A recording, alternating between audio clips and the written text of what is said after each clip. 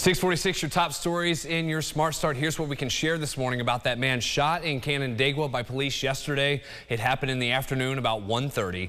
Police say the man was uncooperative and displayed what appeared to be a gun. We're told the man ignored commands from officers there and was tased. And then they add, as he was trying to take off from the scene, he pointed a gun at officers. That's when police shot the suspect. The man was airlifted to the hospital. Authorities have given us no update on his condition. That is the second police shooting in Canandaigua in just a span of a couple of months. Another suspect, a man, was shot and killed there in March. That was after a police chase. We're working to get some more updates this morning on this crash last night in Brighton involving a car and a motorcycle. Both significantly damaged. You can see the bike totaled. And East River Road, where it happened, was shut down for quite some time as police investigated. We'll pass along the updates as soon as we get them in our newsroom this morning, on air at News 8 and online at rochesterfirst.com. No criminal charges will be filed after the deadly concert crowd surge this year at the Main Street Armory in Rochester. City officials announced that, saying RPD and the county DA's office made the determination following a lengthy investigation. 3 women were killed there from their injuries following the stampede in March, prompting safety concerns about future concerts, other shows. The Armory did lose its permit ability to hold public events for the time being. City officials say the new owners need to apply for a new entertainment license going forward. An 18-year-old and 19-year-old have both now been sentenced for killing one of their mothers in Greece 3 years ago. Hannah Thomas and Richard Avila got 25 years in prison each. The two pleaded guilty to manslaughter in the 2020 death of Hannah's mother, Otila Piros. She was found shot to death at her home during a welfare check. A man from Rochester is charged with menacing a police officer after authorities say he pointed a machete at them. That was around 6 last night on Mountain Hope. Police first responded initially for a call for family trouble. They met the caller outside, who wanted to go inside for some personal belongings. That's when police say they confronted Carlos Diaz, who grabbed a machete and then threatened the officers. Police were able to de-escalate that situation and took Diaz into custody. A man from the city convicted of supporting ISIS in 2015 has now been indicted for attempted murder at a federal prison in Kentucky. That indictment, filed last Thursday, did not have a lot of details, but it does say Mufid FG is accused of attempting to murder AJW back in 2019. At the time, he was serving a 22.5-year sentence for accepting a plea deal for offering material support for ISIS. In 2015, he also pleaded guilty to assaulting 3 Monroe County jail deputies while in custody. 2 of those deputies were injured as a result of that assault. Highland Hospital saw plenty of law enforcement, first responders, and staff taking part in an active shooter drill to make sure everyone is prepared in case of the real threat, the worst case scenario. Organizers say this is a rare opportunity for both the staff and first responders, given there's plenty of open space at the property due to ongoing construction.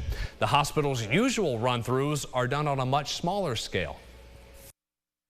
It allows our officers to get in there and see what those floor plans are first person. You can hand me a map of a building, you can hand me the diagram of the building, and until I get in there and start walking and start putting eyes on it and seeing it, it's a game changer to do that.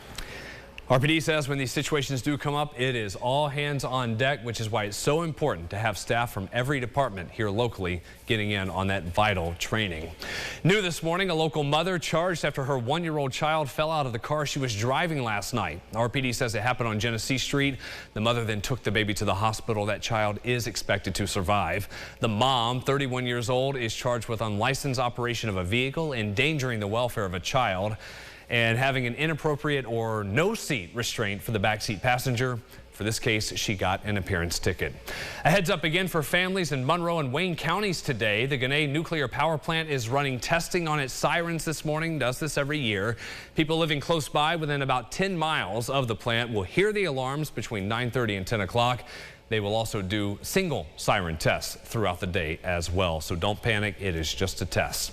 After several false calls and few leads, the manhunt is still on in Texas right now after several people were shot and killed at a home north of Houston over the weekend. Francisco Orpeza is accused of killing 5 people, including a 9-year-old boy. Police say the 38-year-old suspect is armed and dangerous. That shooting happened after neighbors asked him to stop firing his gun in his yard. Authorities add the gunman is originally from Mexico and has been deported 4 times. In Oklahoma, a horrific case there. 7 bodies found at a home. Authorities were led to the area in the search for 2 missing teen girls, Ivy Webster and Brittany Brewer. The teens were thought to be with convicted felon Jesse McFadden, who was supposed to be in court yesterday on child porn charges. While searching a home police say belonged to McFadden, authorities found the 7 bodies, including McFadden's. Authorities called off the search for the missing girls, saying they do believe 2 of the bodies found are the teens. They are just waiting for official confirmation on all this coming from the medical examiner's office. We're going to turn now to your local weather and the forecast for the day ahead. Here's our meteorologist, James Gilbert. A little chilly out, but what about rain showers today, James? Yeah, not so much right now. We'll just go isolated, just spotty here and there. But this afternoon, we are expecting that coverage of the rain to increase significantly. Expect to see rain this afternoon. I think just about everybody gets a quick passing downpour, not area-wide, but just kind of pop-up showers here and there. That's what we've got through the afternoon. Now look at these numbers. 48, that's it. That's all we get. For an afternoon high temperature, normally mid-60s there. We do climb closer to that number late in the week. We'll take a look at the extended forecast at the end of the show. Brennan? All right, thank you, James. Sunrise traffic. The main expressways 590, 390, 490 looking okay. Do have some trouble out on 104, the Bay Bridge westbound. Scene still going on there. A crash with police responding. This is westbound 104 again, crossing the bay just before it turns into 590. No complete shutdowns of traffic, everything moving along in the left 2 lanes. Later today, Franchise Rock has its 4th event in an ongoing effort to educate Rochester's aspiring and existing business owners hoping to grow the business. Jatira Marsh heard from one of the event organizers and speaker tonight to learn more about what is going on. Jatira. Brennan, 5 speakers from Black and Brown communities will each present one aspect of their experience business pathways. This is founded by 3 local entrepreneurs, Angela LaVecchia, Willie Lightfoot, and Randy Henderson. The franchise model offers market study, location valuation, capital information training, and field support. This event will include networking, speakers, and one-on-one conversations with those speakers. Sean G. Goburn, who's one of the individuals who will be speaking at the event, is focusing on turning passion into profit. A lot of business owners have a passion for something, right? Many people that I meet, many individuals that want to do business, they start off just doing something really well, not really understanding how to turn that into a business that makes sense. So what I'm going to focus in on is relating to their passion, because I'm passionate about helping people and doing those kind of things with my business, but how I turn that into making a full-on business that's profiting and doing different things. The event is tonight from 6 to 8 at the University Prep Charter School in Rochester. It is free, however, registration is required, and you can get that link over on our website at rochesterfirst.com. Brennan, back to you. Jatira, thank you. To news out of Albany, advocates say a lot more funding is needed for school lunches in New York. As part of the state budget deal, Governor Kathy Hochul put aside $134 million for free school meals.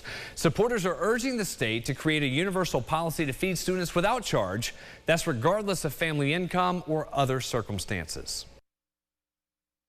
Not fully funding a statewide universal meal still leaves far too many children and families behind.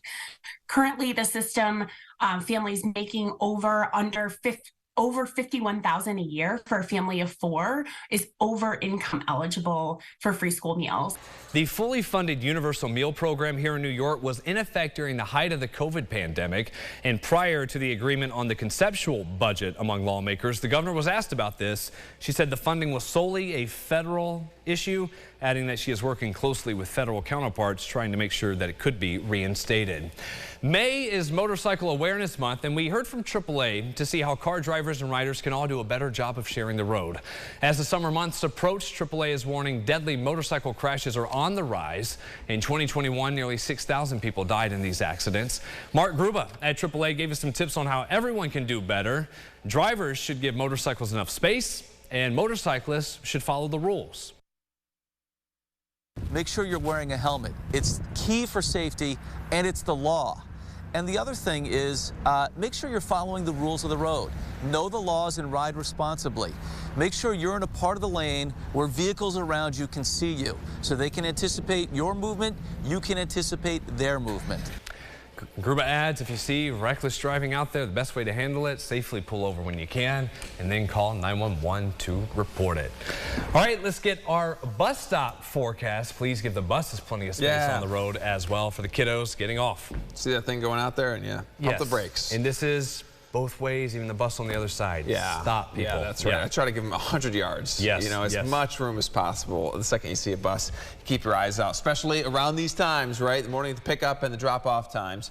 Breezy and cool out there. We are in the 30s, generally upper 30s this morning. Then a couple of showers will pop up this afternoon. Expect that as we have rain around today and tomorrow. Then we're done. Finally, Thursday and into Friday. That's when we see 50s, 60s by the weekend. 70s next week. Looking forward to that. All right, thank you, James. Thanks for watching us here this Tuesday morning News 8 at Sunrise. We'll see you back here in 30 minutes. Follow News 8 wherever you are on RochesterFirst.com, Facebook, Twitter, and on our app for news and weather.